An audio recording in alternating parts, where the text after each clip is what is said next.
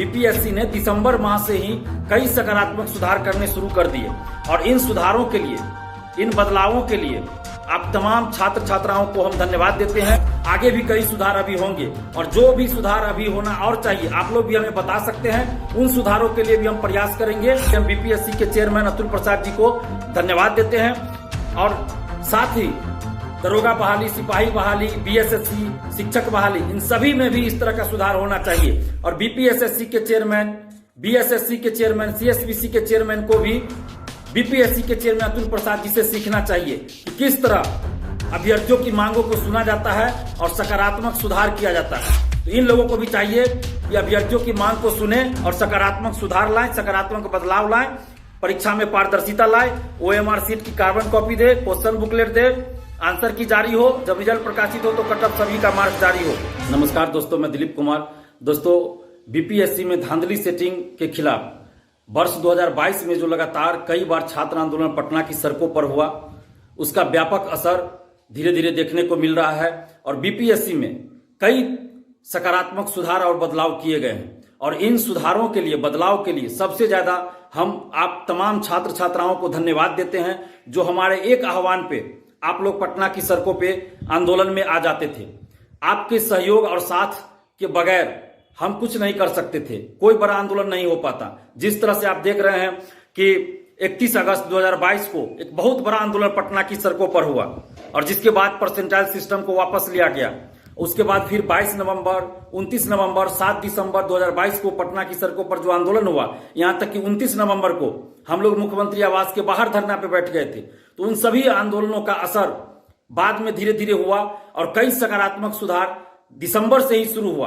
BPSC ने दिसंबर माह से ही कई सकारात्मक सुधार करने शुरू कर दिए और इन सुधारों के लिए, इन बदलावों के लिए आप तमाम छात्र छात्राओं को हम धन्यवाद देते हैं कि आप हमारे एक आह्वान पे पटना की सड़कों पर आंदोलन में उतर जाते थे। और 31 अगस्त को दिल्ली में भी सड़कों पर छात्र छात्राएं उतर गए। आप तमाम छात्र छात्राओं को हम धन्यवाद देते हैं क्योंकि आपके सहयोग के बिना, आपके साथ दिए बगैर हम कोई बड़ा आंदोलन नहीं कर सकते थे और न ही सरकार पे कोई असर पड़ता। लेकिन आप लोगों ने हमारा भरपूर साथ दिया।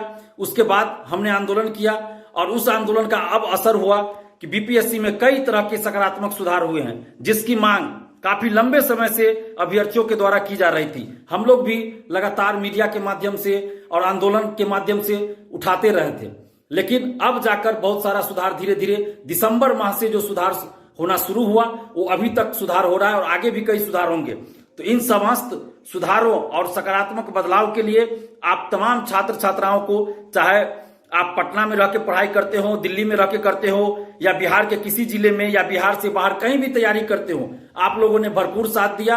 आप सभी छात्र छात्राओं को दिल से धन्यवाद और साथ ही बीपीएससी के चेयरमैन अतुल प्रसाद जी को भी धन्यवाद क्योंकि इन्होंने छात्र आंदोलन की मांगों को गंभीरतापूर्वक सुना, उन मांगों पे गंभीरतापूर्वक विचार किया और बारी बारी से उन मांगों को लागू करने का काम किया है। आगे भी कई सुधार अभी होंगे और जो भी सुधार अभी होना और चाहिए आप लोग भी हमें बता सकते हैं। उन सुधारों के लिए भी हम प्रयास करेंगे और उनके लिए भी आवाज उठाएंगे। लेकिन फिलहाल अभी तक जो सुधार हुआ बीपीएससी में वो काबिले तारीफ है, स्वागत योग्य है और इसके लिए हम बीपीएससी के चेयरमैन अतुल प्रसाद जी को धन्यवाद देते हैं। और साथ ही दरोगा बहाली, सिपाही बहाली, बीएसएससी, शिक्षक बहाली, इन सभी में भी इस तरह का सुधार होना चाहिए। और बीपीएसएससी के चेयरमैन, बीएसएससी के चेयरमैन, सीएसबीसी के चेयरमैन को भी बीपीएससी के चेयरमैन अतुल प्रसाद जी से सीखना चाहिए कि किस तरह अभ्यर्थियों की मांगों को सुना जाता है और सकारात्मक सुधार किया जाता है। तो इन लोगों को भी चाहिए कि अभ्यर्थियों की मांग को सुने और सकारात्मक सुधार लाएं, सकारात्मक बदलाव लाएं, परीक्षा में पारदर्शिता लाएं, ओएमआर सीट की कार्बन कॉपी दे, क्वेश्चन बुकलेट दे, आंसर की जारी हो, जब रिजल्ट प्रकाशित हो तो कटअप सभी का मार्क्स जारी हो। बीपीएससी में आप लोग देख रहे हैं कि पहली बार ऐसा हुआ कि बीपीएससी ने फाइनल आंसर की रिजल्ट से पहले ही इस बार जारी कर दिया। ओएमआर सीट आपको ऑनलाइन जारी कर दिया गया। मेंस में बहुत बड़ा परिवर्तन लाया गया, सकारात्मक सुधार लाया गया सिलेबस में। अभी और सुधार लाए जाएंगे। उसके बाद मेंस की कॉपियों की जो जांच होती है उसमें सुधार लाया गया।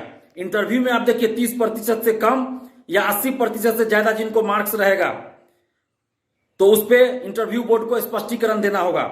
ये मांग हम लोग लगातार करते रहे हैं कि इंटरव्यू का वीडियोग्राफी होना चाहिए। आज भी हम कर रहे हैं कि इंटरव्यू का वीडियोग्राफी होना चाहिए, और अतुल प्रसाद जी से हम आग्रह कर रहे हैं कि आप इस पे विचार कीजिए, इंटरव्यू का वीडियोग्राफी कराइए। लेकिन अभी जो उन्होंने ये निर्णय लिया है कि 30% से कम या 80% से ज्यादा जिनको मार्क्स आएगा तो इंटरव्यू बोर्ड को इसका स्पष्टीकरण देना होगा। तो ये स्वागत योग्य कदम है।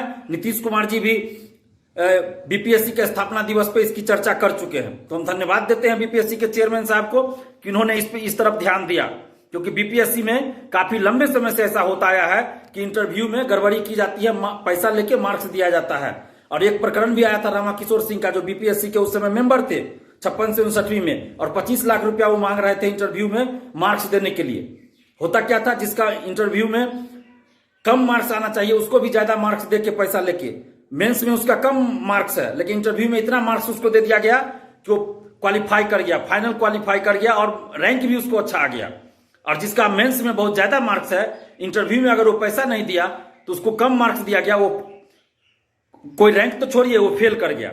अधिकतर लोगों के साथ ऐसा होता था। हम ये नहीं कर रहे कि सभी लोगों के साथ ऐसा होता था, लेकिन अधिकतर लोगों के साथ ऐसा होता था, बेईमानी होती थी इंटरव्यू में। तो इसलिए ये जो बीपीएससी ने अभी बदलाव किया, सुधार किया, ये स्वागत योग्य कदम है।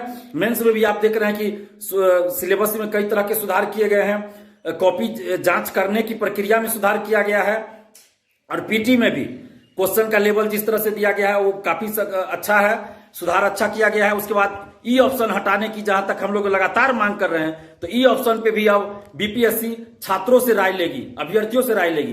तो आप तमाम अभ्यर्थियों से भी हम आग्रह करें कि जब बीपीएससी इस पे राय मांगे तो आप लोग सोच समझ के ई ऑप्शन को हटाने पे राय दीजिएगा।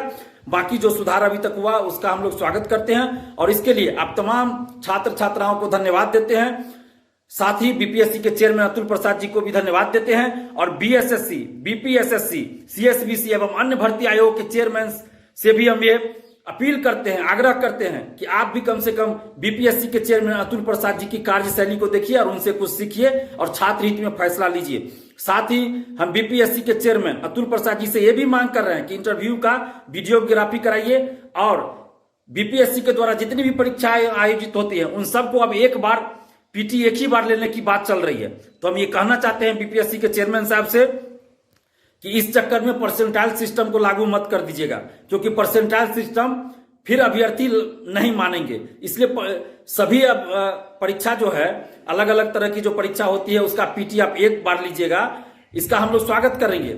लेकिन परसेंटाइल, इसके आर में परसेंटाइल सिस्टम नहीं लाया जाना चाहिए, परसेंटाइल सिस्टम बिल्कुल नहीं लाया जाना चाहिए, और एक ही शिफ्ट में परीक्षा होनी चाहिए। तो इस बात का भी अतुल प्रसाद जी ध्यान रखिएगा, नहीं तो फिर से परीक्षार्थी जो आप सुधार किए हैं उस पर पानी फिर जाएगा और फिर से हम लोग को आंदोलन करना पड़ जाएगा।